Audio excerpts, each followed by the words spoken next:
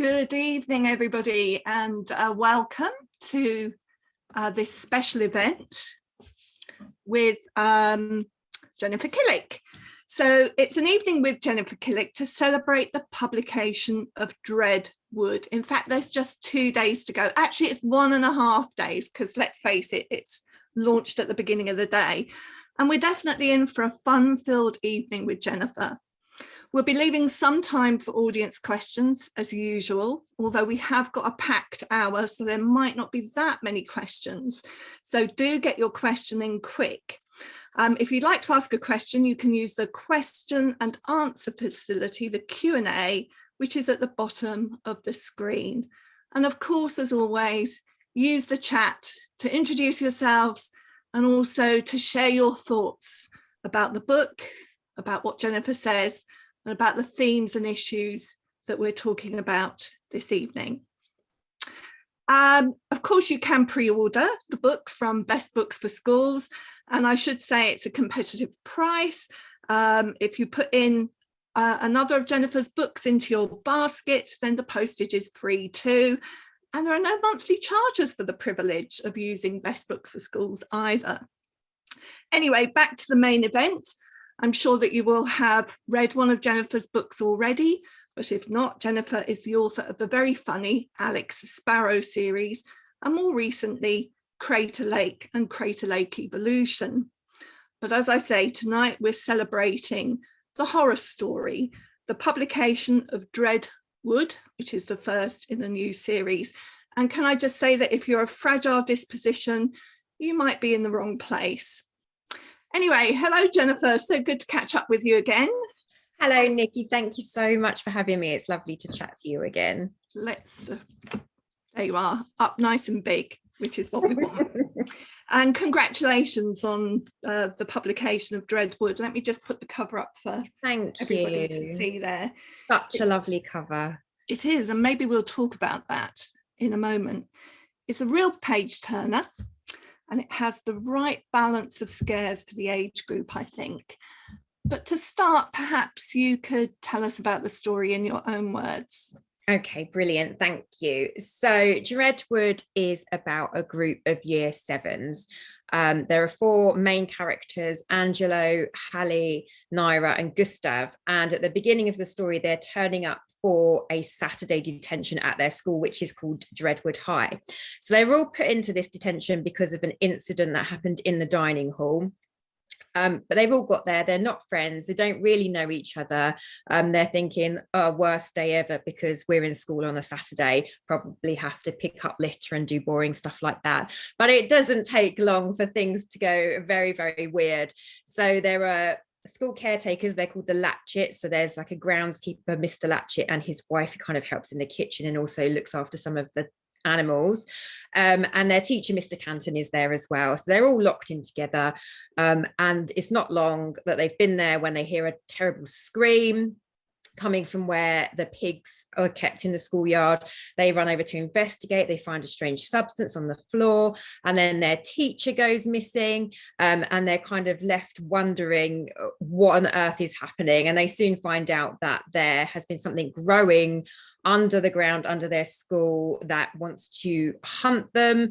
They're in danger every time they touch the ground, kind of like a floor is lava situation of being dragged underground by this hideous creature. And also that they're not there by coincidence. There's a reason all 4 of them were chosen to be in that situation. There's somebody else in the picture who really wants revenge on them. So they have to kind of work together and try and survive, and also try to prevent what is happening in their school from spreading further out as well.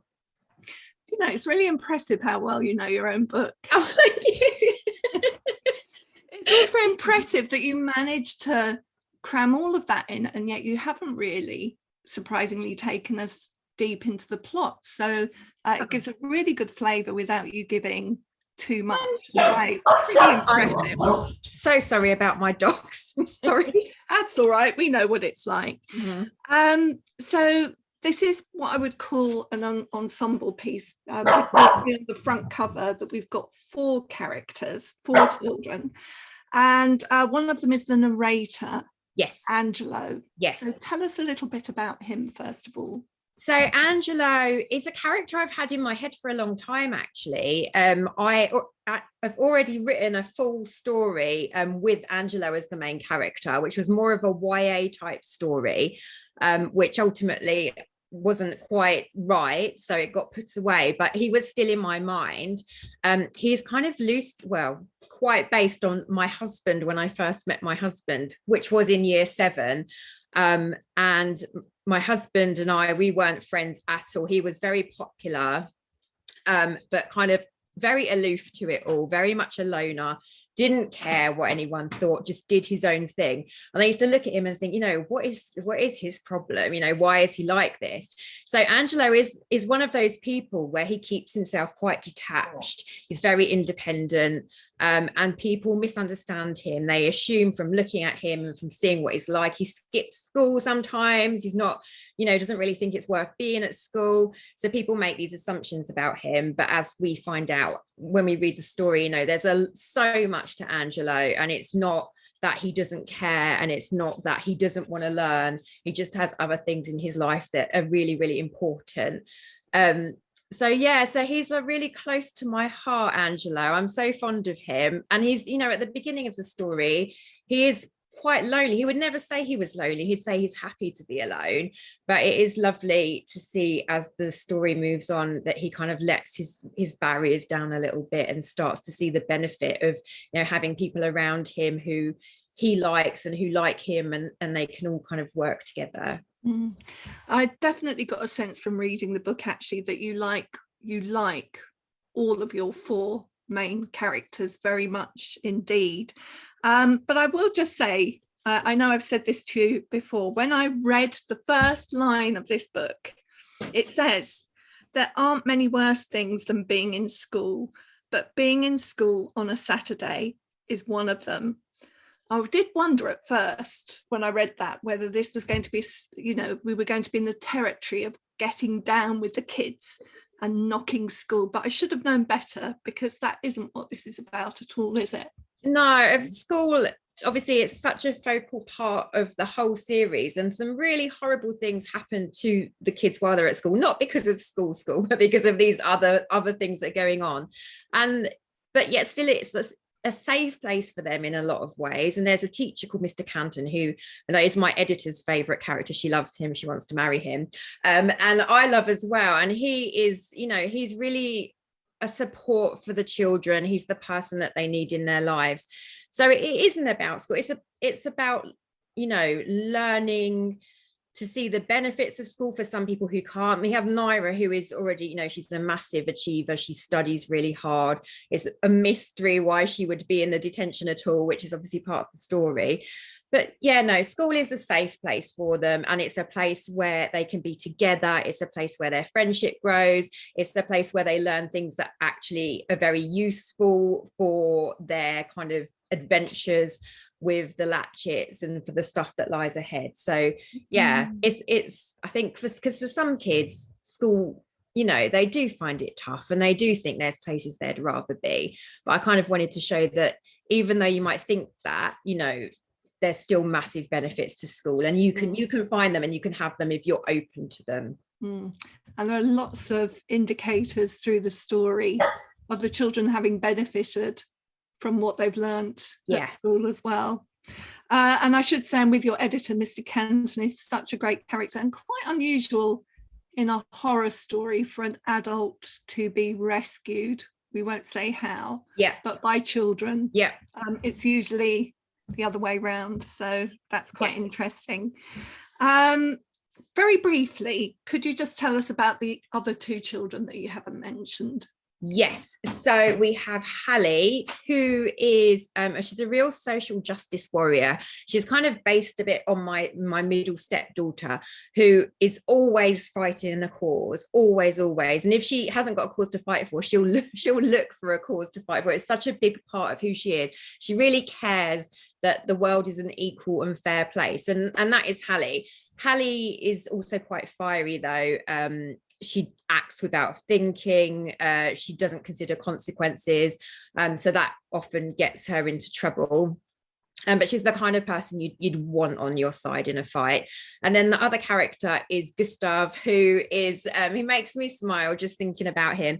He is a bit chaotic, a bit random. He's kind of like the school clown character. He'll do literally anything to get a laugh out of people. But there are reasons that we find out in the story why he behaves the way he behaves. And ultimately, all four of the children, even though they're very different and they all have their flaws, they're all good people. And I think that's what brings them together, is just wanting the best and wanting to help each other. Now, I think we're going to have a reading, and perhaps you could set this up for us, because it's going to introduce two of the antagonists. Well, one of the antagonists anyway. Okay. Yes, brilliant. So this reading is from very early on in the story, actually, because when I write, I like my drama to kick off very, very quickly. So as I said, when I was introducing the book, the children have heard a terrible scream. They found a white substance on the floor, and then their teacher goes missing. So the children are left wondering, what the hell is going on?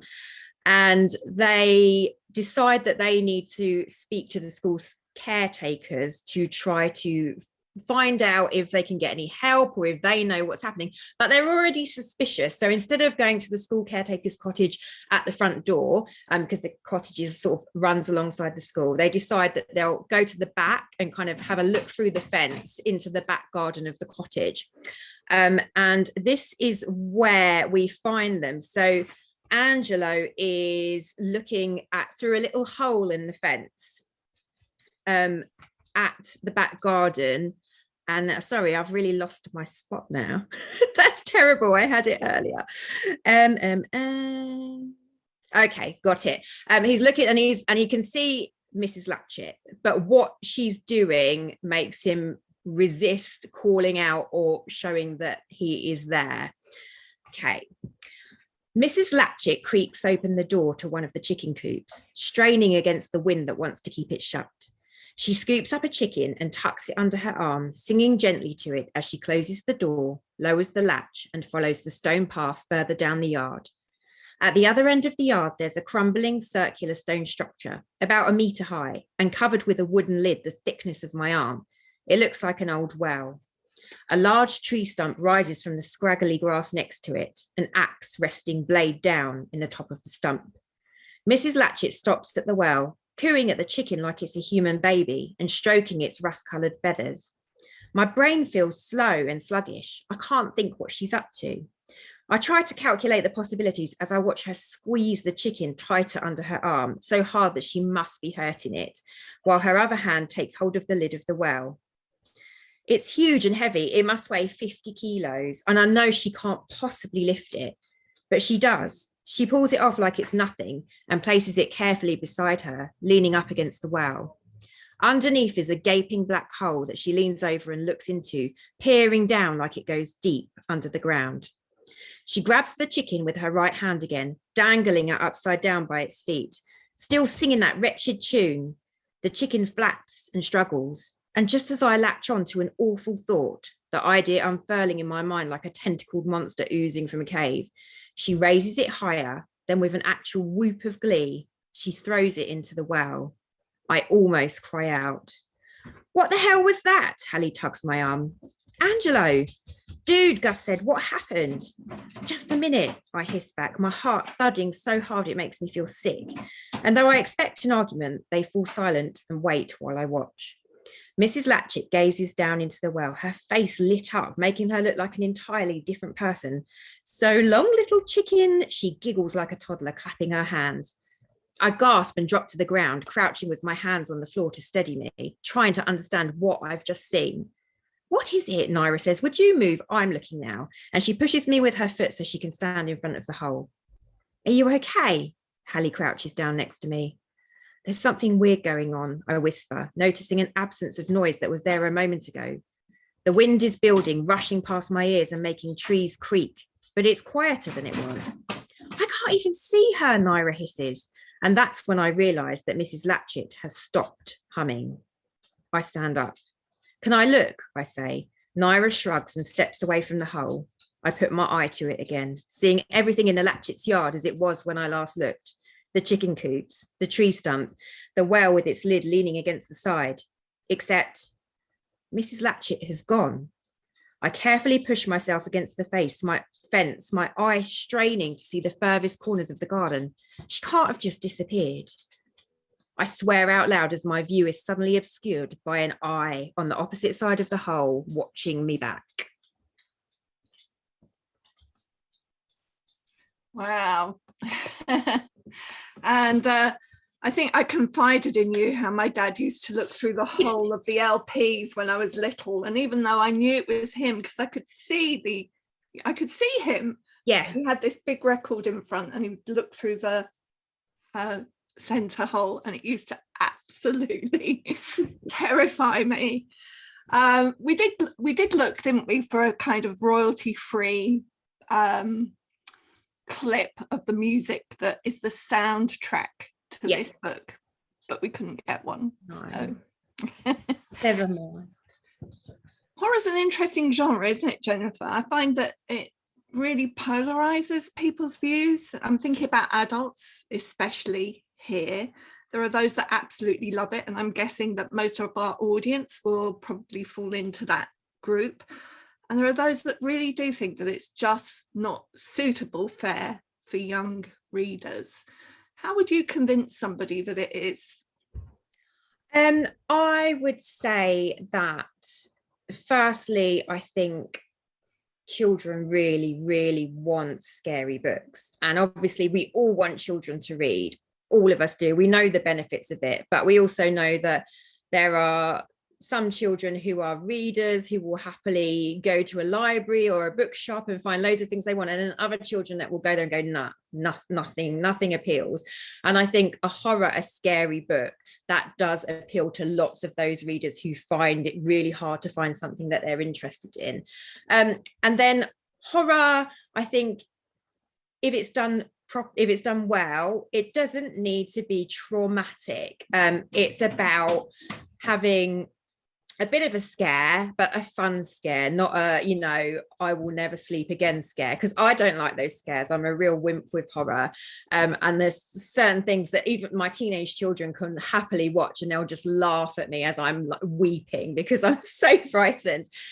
So it's about finding that balance, making it appropriate, and also with adding the humor, it diffuses situations, it diffuses tension, and I think if you can have a scare and then a laugh, it makes it all seem better. And also the characters in the book, if they're dealing with things well, I think, and dealing with it with humor, it makes it more palatable for children. And I think it's important that we do give children scary books if they want to read them, because the world is full of so many scary things anyway. Scary things happen in life all the time. And in reading horror in like the safe pages of a book, it helps us to kind of learn to deal with those things, and it exposes us to just that little bit of scariness. And I've learned so much from just being in scary situations and realizing that if you can laugh, if you can diffuse that tension, you can get through so much, you can find your courage, you can be brave. And I think giving children these kind of books to read, it teaches them that, it just kind of dips their toe into, this is a way of dealing with these things. So hopefully it would help them to deal with difficult situations in their own life as well. I want to come back to the comedy, because I think there's some interesting things to say around the connections between horror and comedy, and stick for the time being with what you've said about really about children. Somebody else's phrase, and I wish I could remember who it was, so apologies, but strengthening the emotional muscle, that's partly what you're doing through reading, things that stretch you to your limits of what you can take.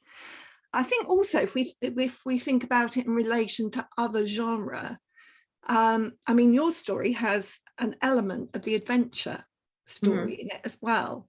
There's vicarious risk, and then there's the mastery, overcoming your fear. That's also your brand of horror here. Yeah, definitely.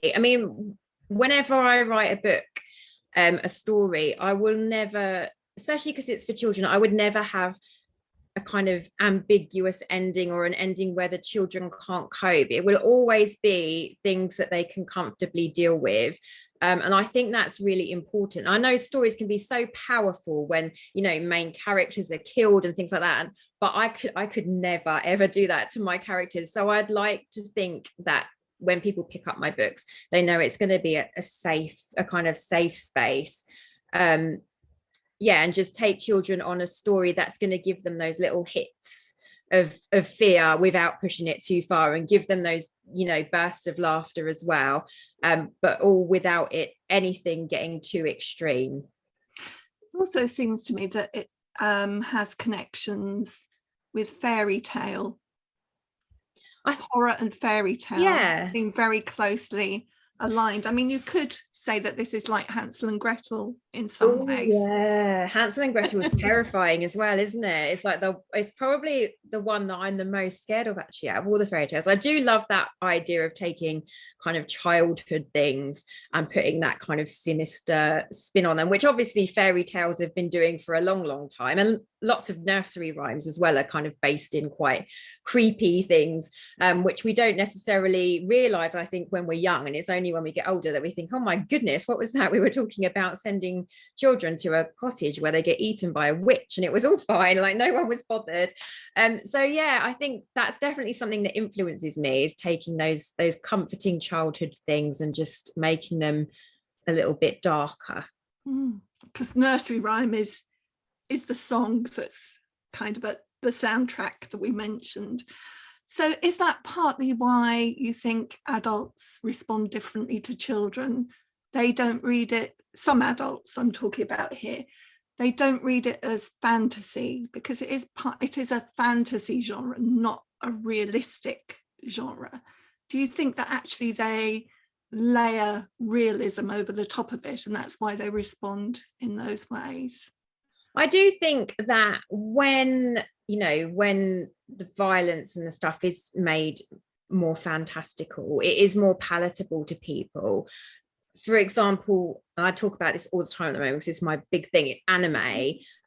There are some animes that I watch that are really horrifically dark, like literally people getting eaten, like chomped into bits by these giant creepy titan things. And I know most parents are fine with their year sixes watching that. Number one, because it's animated. Number two, because it is fantasy. But if that was in a real life context, obviously there's no way that would be appropriate, and they wouldn't let their children watch it. So I think it is about trying to write something, and because I like my stories to be set in the real world, that's really important to me. I like it to be children that can recognize themselves, like it could be a kid in their class, it could be their school. But yeah, sorry, my dogs are really surpassing themselves this evening. So yeah, but obviously making it fantasy enough that it's palatable to the grown-ups, because I think, to be honest, a lot of children can tolerate a lot more scary things than we think they can. I know some can't, and it's different for every child, but a lot of children have watched, you go into schools and they'll say, oh, I watched this movie, and you're like, oh my goodness, I couldn't even watch that movie, it's terrifying. A lot of them can, and they want these darker things, but it's just finding that kind of balance between what parents and librarians and teachers think is appropriate, and still hitting the spot with the kids. You're obviously quite strongly influenced by film, and there'll be lots of tropes that those of us that have seen horror films will recognize in here. Tell us a little bit about how film has influenced you. So I think for me, I love middle grade fiction, and there are so many amazing authors writing books for children at the moment, but I've found it hard to find much kind of scary children's literature. So I've not been able to find many influences there. So I've been influenced, more by TV shows like Stranger Things and movies. And when I plan my stories, before I write anything down, I've will have built up a whole film of it in my head that I'll have watched through multiple times. So I think that's why, I hope that comes through in my writing. I hope the scenes seem like real scenes that you would be watching in a movie. And there are some things that I've watched in movies in the past, there's just those little moments and the tropes you talked about that even though it's been done so many times, like the eye at the hole, it's still every single time will get me like, oh! So eyeballs in holes looking at you. There's a scene in the second Dreadwood book, in the toilet cubicles, school toilets. In my old school, there are these really horrible toilets that I still have nightmares about regularly now. And then I watched the movie Scream once, and there was a scene where Neve Campbell's character was in the toilets. And then you see this, and she thinks there's no one in there, but then you see this kind of black cloak getting lowered. And that just is, it's in my mind. I think of it all the time. So I just wanted to create those little moments in the book that will then stay with children. And most of those are, they're visual things to me. So I guess, a lot of those did come from TV and movies. We've mentioned the comedy already, and you've mentioned comedy as a diffuser of tension. But I'm also interested in how closely related humour and comedy are. It's very easy to step one step and you're in one or the other. Is that something that you're aware of when you're writing? I think in terms of, I do plan my books differently, because my books before Crater Lake were very much, I'd say, comedy books. Like the primary thing of them were being comedy, things to be funny. And I planned them in a very different way to the way I planned Crater Lake and Dreadwood, in that the humor in those, the comedy in those, was in every scene, it was a conscious decision, right? This scene, we're going to have this happen because it will be hilarious. Whereas with Dreadwood, it's all planned on the action, moving the story forward. And the humor that comes in is just through the characters. It's not what the story's planned around. So there's a definite difference, and it is consciously different in the way that I write stories. Because when we think about your monster, what stands in as your monster? Monsters can either make us laugh, or they can terrify us. And I think that's quite interesting. Clowns and monsters. In fact, clowns are even used in horror as well as in comedy. And I just find, the fearsomeness that we feel for a monster is in the hands of the writer, but it's also something that's in our head. And I also wonder if that's part of the reason that people respond so differently to this genre as well. Yeah, maybe. And I think with the monsters, in the Dreadwood stories, I do want the monsters to be frightening. I don't want them to become silly comical monsters. And I think, for example, as you've mentioned with clowns in the movie It, which is my nemesis, I still haven't managed to get through It chapter 2 of the new one. I just can't. It's just too bad. It's the film is much scarier before the full monsters revealed, and then it gets a bit silly, and it just, although that was good for me growing up because I finally got some closure on that horrible clown, it kind of ruins it a little bit. And I was quite conscious that I didn't want that to happen with my monsters. But then equally, obviously, you can't make them too terrifying, because that's just not acceptable for children. I'd hate for children to read my books and be upset by them. I would find that really upsetting. So I know it's a difficult line to tread, being scary enough but not distressing anybody, but hopefully I manage it. Hopefully. I tell you what, we've been serious for a little while, so I think it must be time for a quiz. Woohoo! Okay. So this is a quiz, and apologies to anyone who was at the event this afternoon. You'll have already done it. You'll already know which character you are, but it is a quiz it's saying I can't screen share, Nikki. Oh, it allowed you earlier, didn't it? It did allow me earlier in practice, obviously, and then now it says you cannot start screen share while the other participant is sharing. Am I sharing? I don't think you are sharing. Oh, hang on, let's try now. Hang on. All right, it's working now. Brilliant.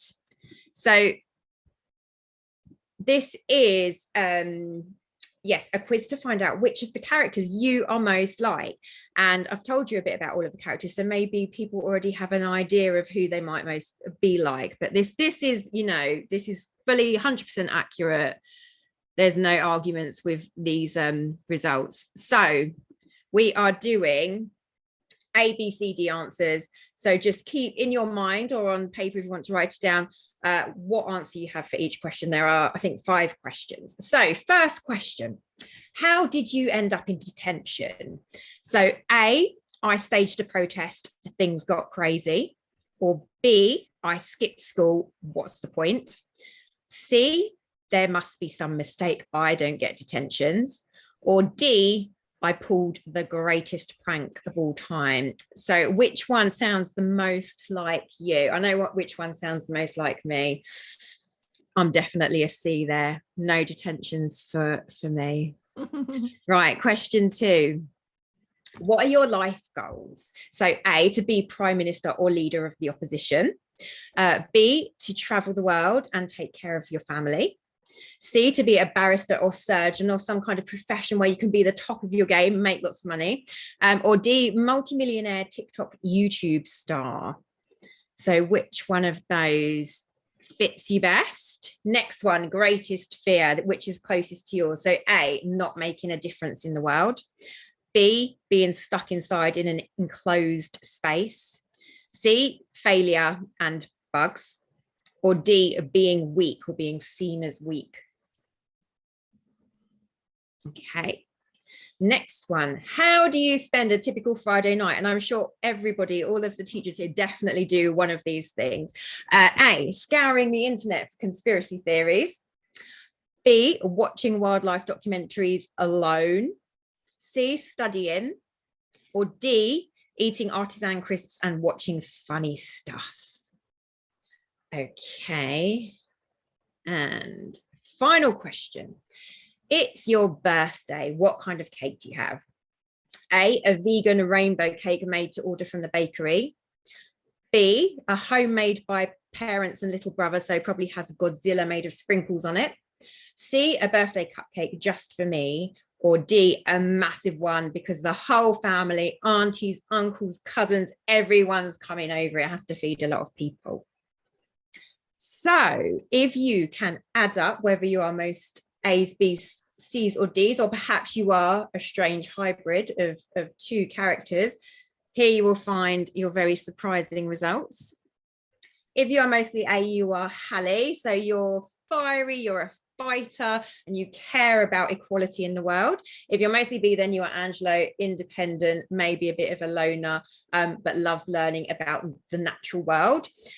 C, you are Naira, so you're a bit of an overachiever.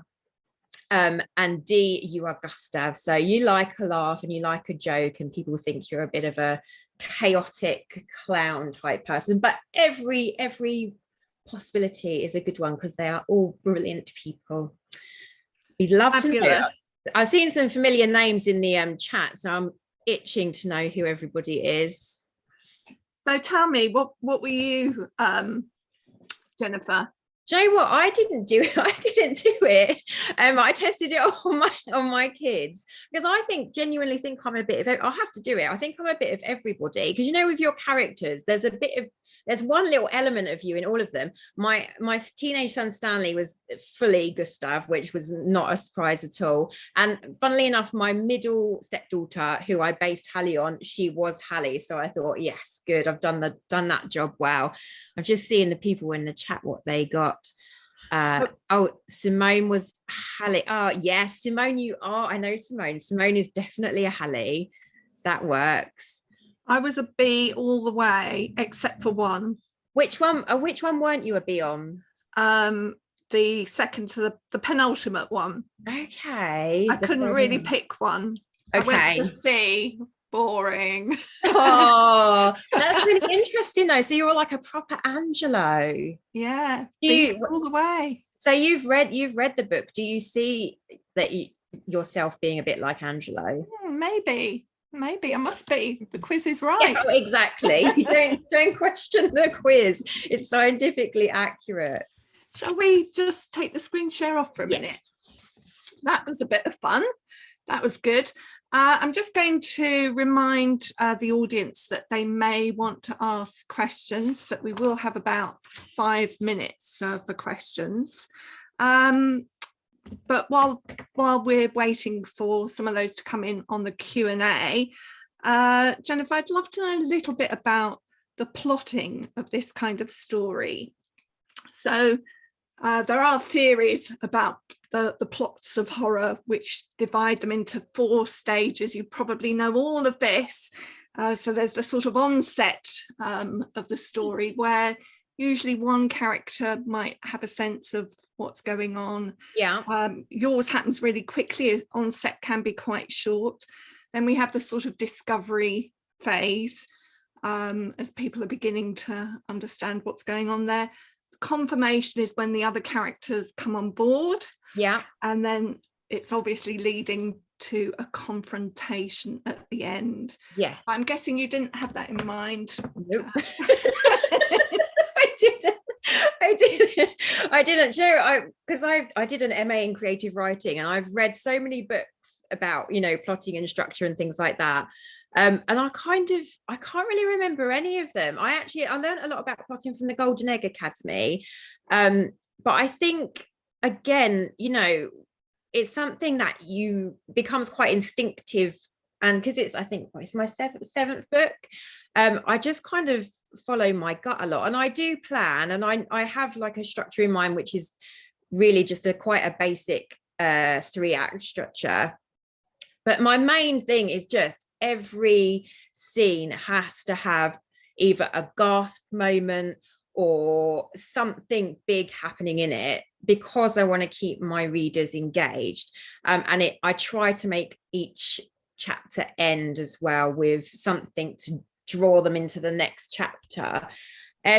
So obviously I think it's different as well with the 4 acts you said. I mean, Angelo obviously is a little bit more in the know than the others. He's the first person to suspect things, but I think it is very much a team effort with all of them. Like, they're all on board together pretty much from the start, and they trust each other.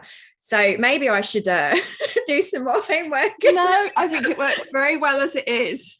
And I just want to reiterate what you've said about the readability of it. It is a page turner. Thank you. And that's partly because of the way that you end the stories, but also it's been produced in such a way that it doesn't outface readers. I mean, I just want to show the care that's been taken over the font and the amount of space around it. So it is a good read for children that can be a little bit daunted by some of the very weighty books that are around.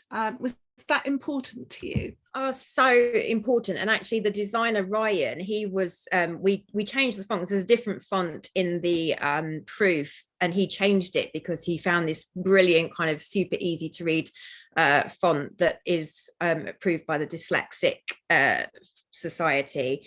And yeah, because those are the children that I'm writing for. I'm writing for the children who are going to look at a big fat book and go, no, absolutely no chance. I want those children to read. So anything that I can do with my book, my story, the way it looks, the way it reads, to get those readers in and keep them reading, you know, that's magic. That's exactly what I aim for. We have got a question, so I'm going to go to that. It's from Kate Rosebar. I love the humour in your books and the way it reflects the way that kids actually speak. How important do you think this is, and how hard is it to get this right? So the way that kids speak, how do you tune yourself into that? So I've always got on very well with kids, and I am quite, you know, if there's a big family party and there's a group of children, I'll quite often be hanging out with the kids. I don't know why, but I find the same things funny, and I just put a lot of time into listening to children, watching children, talking to children, and also, you know, if I can see, like when I visit schools, that there's something that kids are starting to love, that they're really interested in, and they say, oh, you should read this, or you should watch this, or I go and find out about it. And when my kids get into something new, I find out about it. I listen to my children kind of talking to their friends on the phone. I'm just always paying attention, because I hate when you pick up a book for children and the children in it do sound like, you can tell there's like behind that child's voice there's a middle-aged woman. I hate it. I find it really patronizing, and it just turns me off. So it's something that I try really, really hard to get right. I'm sure it's not always perfect, but I do my best. And I think because I've been doing it so much, and once I'm into the heads of the characters, because I know how they all speak, it just flows. But definitely just always pay attention to what kids are into, what they're saying, listen to them, because they'll tell you what they want, and they will tell you if what you're saying is completely wrong. Like I use words sometimes that I've heard the kids saying, and then like it will have passed and gone, and they'll be like, no, don't ever say that again, mum. And so it's just learning and just trying to keep on top of it all. But it's a really easy thing to do, because kids are brilliant, and I spend loads of time with them anyway, so it's just kind of a natural thing, I think. Do you have to be careful that you don't make it too much of the here and now, so that if something is a real buzzword right now, perhaps not include that? Or the same with technology, you don't want it to date too quickly, do you?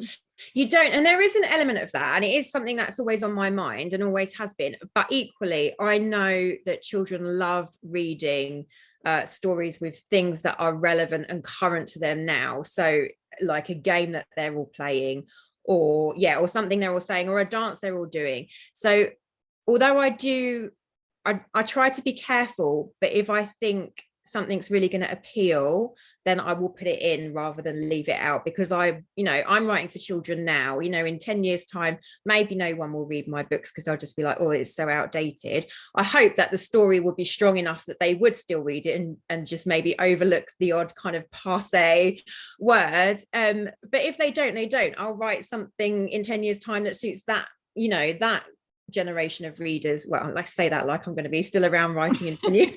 Maybe I will. Maybe. But it's the most important thing to me is that it appeals to children who are going to pick it up next week, and that comes sort of above everything else. Okay, I'm just going to say to people, please do put your questions in the Q&A rather than the chat, because it's easy for me to pick them up from there, and they might get overlooked if you leave them in the chat.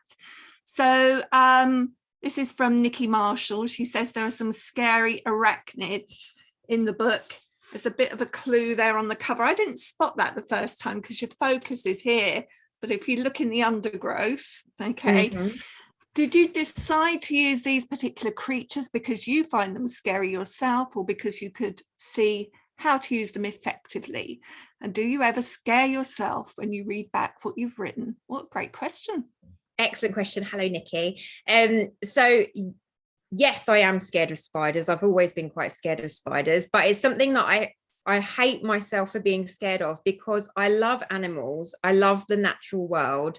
So it's something that I've been wanting to get over. So I think maybe part of it was that. And I know it might sound weird wanting to get over a fear of spiders by creating really terrifying spider creatures, but the spider creatures in Dreadwood are, they're different. They're not an average spider. They're I won't give anything away, but they're not normal spiders.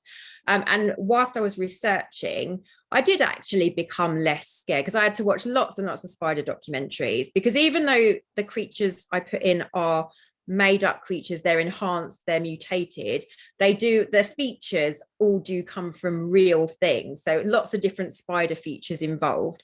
So I watched lots of documentaries, and there were some that I was just like, oh, but I do feel much less frightened of spiders now. I think another reason why I chose them is because it's such a common fear. Whenever I go into schools, I say to kids, what's your worst fear? And you get all sorts, but you will get lots and lots of spiders. So I thought, well, maybe it could help with that as well. Maybe if it's helping me be less scared of normal spiders, maybe it will do the same for the kids. It might make it worse, but hopefully not. I think that's wishful. I have to say, I think that's wishful thinking as an arachnophobe. Oh, really? Are you more scared after reading, or less scared? I'm still as scared Oh, as I was before. Well, I'll try harder next time. But yeah, and I do, with some of the scenes I write, I do really freak myself out as well. Yeah, definitely. But I think that's a sign that it's, it's working really well. If it's freaking me out when I'm, planning it and writing it, then I think that's good. And obviously I've always got my editor's eyes on it afterwards to say whether it's too much. So another question here. This is from Timothy Watts, and he says, you've told us how you visualize your stories. Are there plans to turn Crater Lake into a film or TV program? Oh, hi, Timothy. I would love for that to happen. I think with the TV stuff, everything takes ages. So you'll have a thing where someone or a TV company will be interested and they'll read the book and they'll say, oh, yes, we're interested. And then like a year will pass and you will hear nothing. And then suddenly you'll get an email about a question about it. So I have had interest in Crater Lake, but nothing that's come to anything yet. I have also had interest in Dreadwood.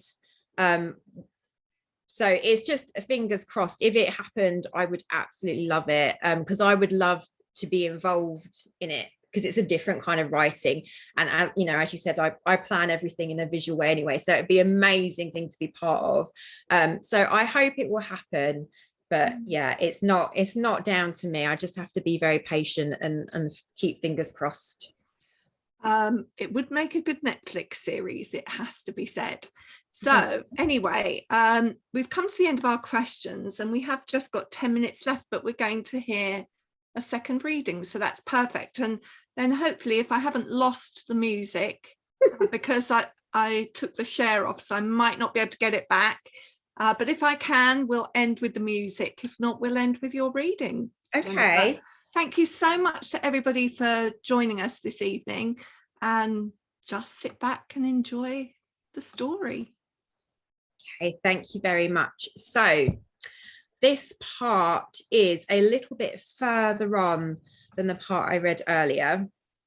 And so basically the gang have all discovered that, the people that are with them in the school mean them harm.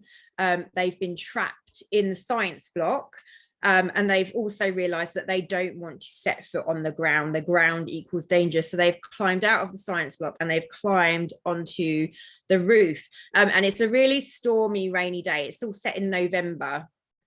So it's, they're all cold and uncomfortable, but the only place that they're safe really is up on the roof. So they've gone up to the roof so that they can kind of try and chat and work out what to do next. We reach the rough center of the roof where there's a large metal box rising up. It has a grill on top, and under its slats there's a rusted fan the size of a tire. From this point you can see nearly the entire school in a way that makes it almost beautiful. Everything looks different from above. The field is wide and green and lined with late autumn trees. Finches perched in the upper branches looking out over everything, just like we are. I often think how amazing it would be to be able to grow wings and fly away from the lessons and the never-ending rules, away from the noise and the corridor crush, away from nagging teachers trying to make you like poetry. I see the smoke still curling from the Latchet's chimney, but there's no sign of anyone or anything else moving around. We can cover all angles from here, I say. Let's sit while we work out how the hell we're going to get out of this. We settle down onto the roof, each of us leaning up against one side of the metal vent so we can see in every direction, but we can't see each other. I roll my shoulders back, feeling the strain of the climb across my upper back, and stretch out my legs. The rainwater is soaking through my tracksuit bottoms again, and those minutes of sitting warm on the classroom floor seem like hours ago. So what were you talking about earlier? Naira asks again. Angelo was telling us about all the selfish things he's going to spend his movie money on, Gus snorts. What movie money? The movie of us and this. Hallie indicates the roof, the field, the Latch's house, and everything else around us. The Dreadwood High massacre. We're not dead yet, I say. And I have no intention of dying, Naira says, apparently more like her old self now that she's not trapped in a room with a bunch of snakes and spiders. I have too much to do. There's GCSEs, A-levels, university. Do you measure your life in exams? Gus looks at her in bewilderment.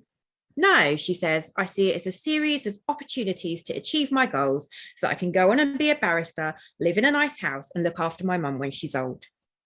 How is it even possible that you ended up in detention? Hallie says. I've been thinking about that actually, Naira says, and it's something we should probably talk about.